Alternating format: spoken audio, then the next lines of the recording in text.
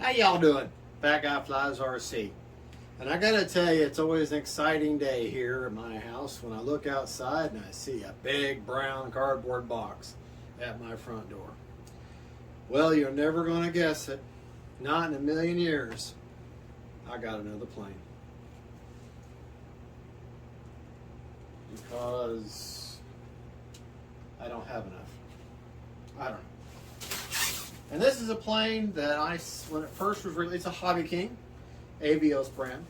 When it was first released, I guess about half a year ago, I said, too expensive, it looks really cool, but nah. I didn't, I'll be honest, a lot of people love that Avios Bushmule. I didn't like it. Something about it, I had a hard time, it was just too high up for me, the center of gravity was off as far as how its stance was. There were just issues with it. Some of the servos were kind of iffy. I mean, it worked okay, it flew okay. It just wasn't good for me. Lots of people love it. Lots of people swear by it. Me, I didn't have that good of an experience with it. I got it all fixed, make sure everything worked okay, and I sold it. The guy who bought it loves it. So, there you go. So I decided, however, to give Avios another chance, even though I said I wouldn't buy this plane.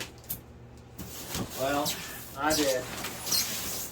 Went and bought the Avios King Twin 1700 millimeter.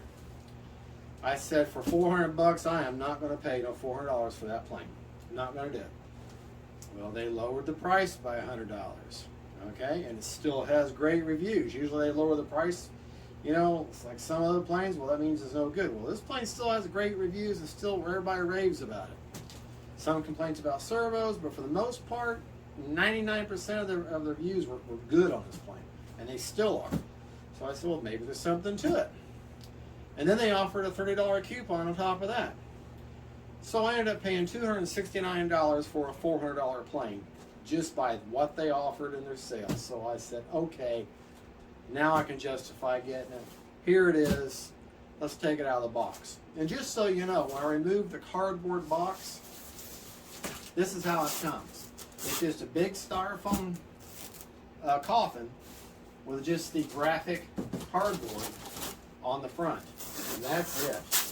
So, let's unbox this bad boy. And I'll show you what comes inside. As you can see, I'm having to cut the cardboard off, or the graphic cardboard off of here. So I have not gotten, this is a true unboxing. I know some people unbox these things and say, here's an unboxing video. And I understand why. They want to do a good presentation.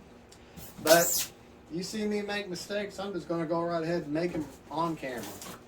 And if I drop something, break something, or if it's broken coming out of the box, you'll see it with me for the first time. So there you go. There's the big graphic cardboard piece.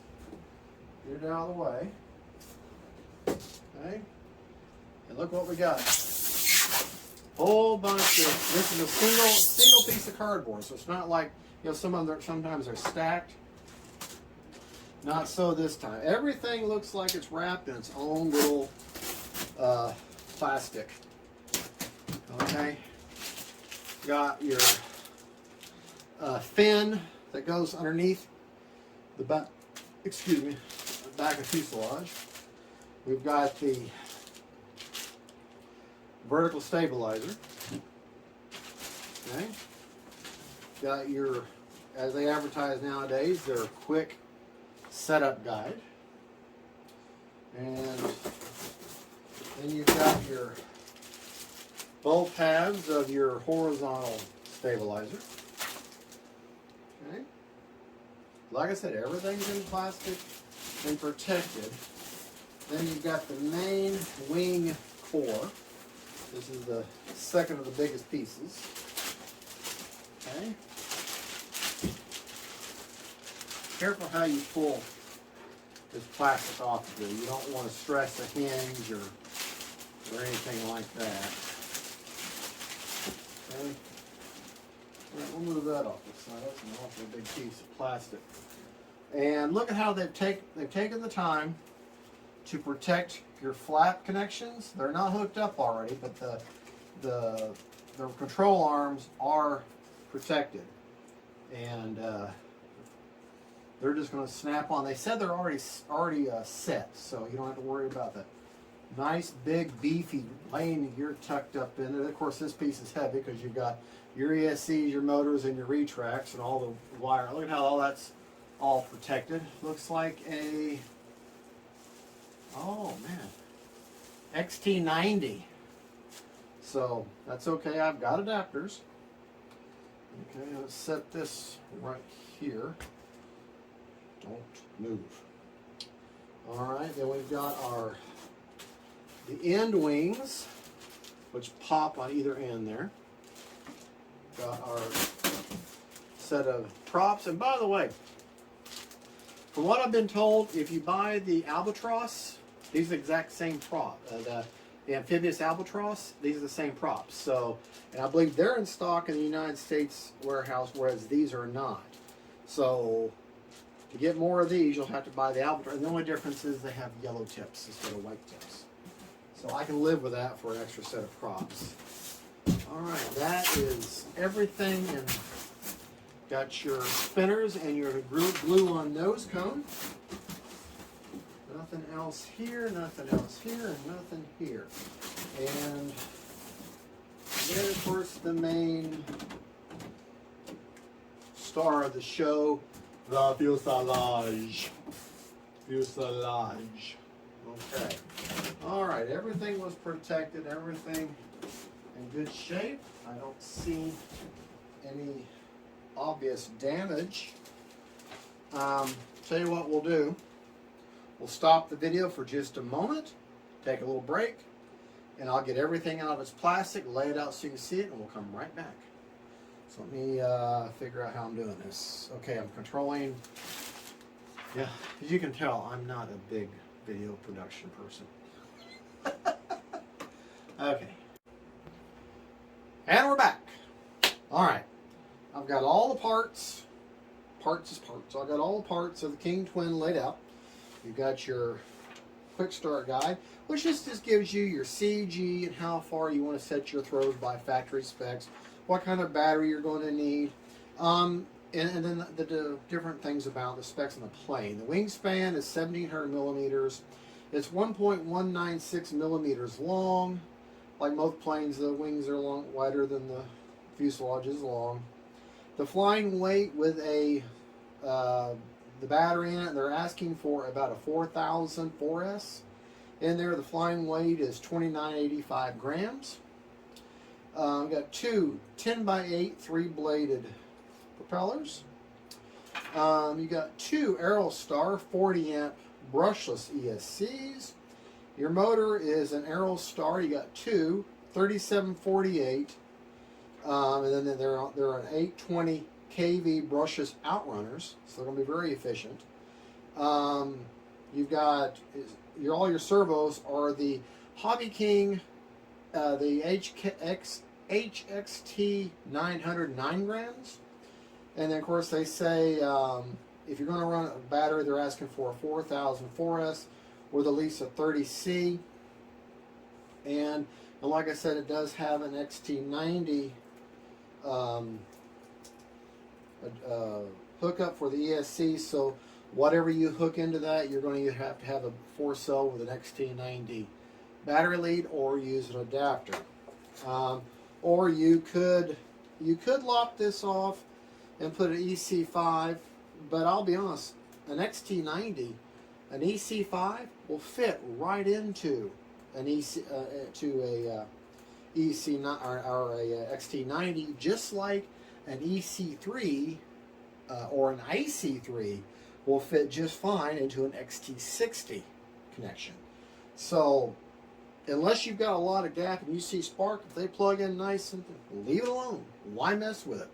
But however, if you do have a battery that has an EC3, IC3, or a XT60 and you want to plug into this XT90, you will need an adapter. Okay? And there's not much room in these wires here for you to solder off and change this. So you leave this alone and go the adapter route. That would be my suggestion to you. Okay? Like I said, everything's laid out. You don't have much parts here. And Hobby King, come on. Come on, Hobby King, Avios. Really, we don't run machine shops around here. 4 screws to put this thing together. Isn't that a lot? 4 screws. 4. That's all you need is 4. Okay, so, I mean, you got to glue. I've watched numerous videos. There's several build videos on this. You do have to glue the vertical stabilizer in. You do have to glue and, well, this keys in and then screws in your vertical stabilizer.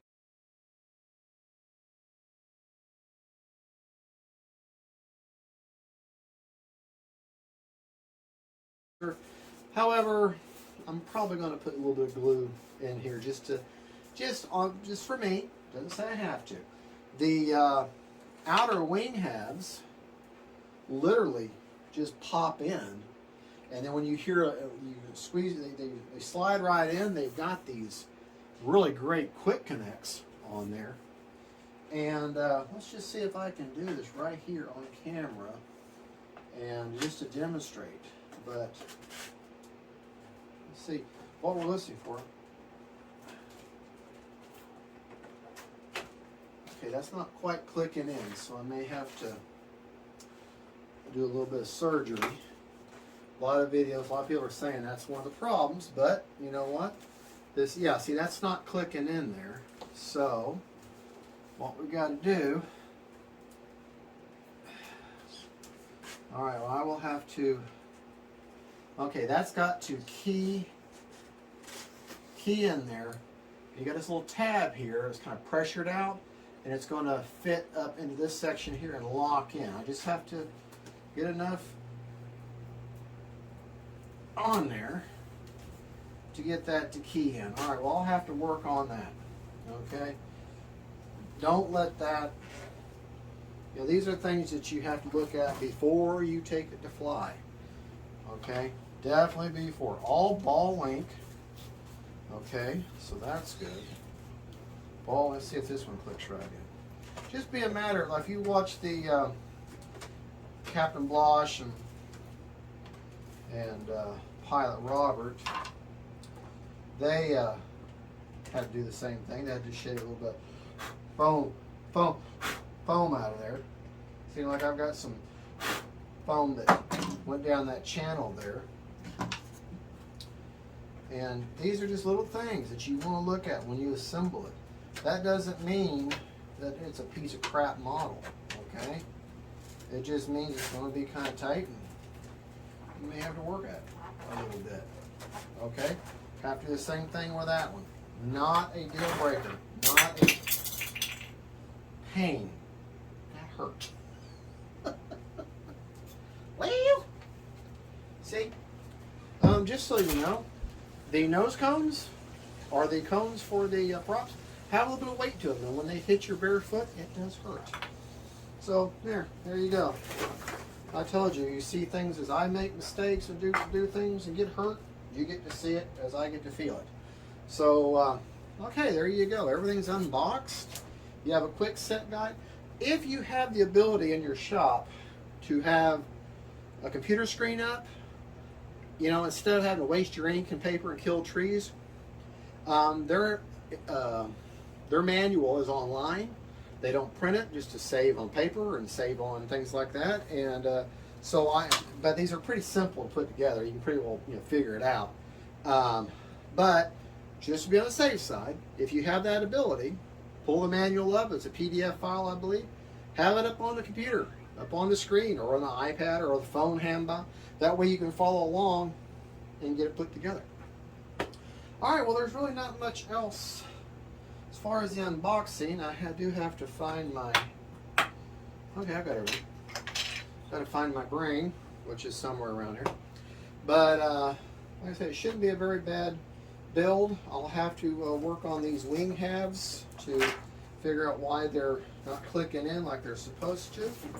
But in the meantime, let's take a look at, got your landing gear, nose plug there, and got your big, oh boy, you know how big and cavernous that and there is, how much room you've got. Sorry, I have to look at you, look at the camera, and, you know, got it set up. There is lots of room in here. If you look up inside there, okay, let's see if I can hold this. If you look up in there, there's a servo on one side and a lot of space on the other. If you wanted to put your battery or your receiver there, you could. I prefer to keep my receiver closer back towards the middle of the plane if I can get it. So there definitely is room back in there.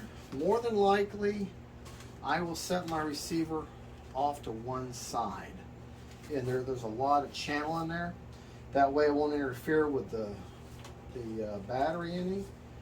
And I think that's what I'll do. Or I might put it, just sit back here, back inside the plane. All right, you see this spot right here? I might just glue it in there upside down, you know, and then just set the orientation that way. And yeah, that would work, and to get it out of the way. Oh, and just so you know, for this airplane, I'm going to do one of two things. I am either going to use a Hobby King 8-channel receiver, or I'm going to use the AR 637T programmable receiver that's got safe and AS3X, and I can use forward programming to adapt it and to mate it to this plane specifically. I'm probably going to go with it. This is such a nice plane. I want to have that beautiful locked-in feel. Let that AS3X even out my flight and just make it look nice and majestic. I mean, yeah, you can somewhat get the same results with just a non-gyroed receiver. These are both excellent receivers. This is the Hobby King Orange. It is the R920X version 3, 8-channel. This is actually what I got when I bought the Bushmule. I bought this one. It was a $39 receiver.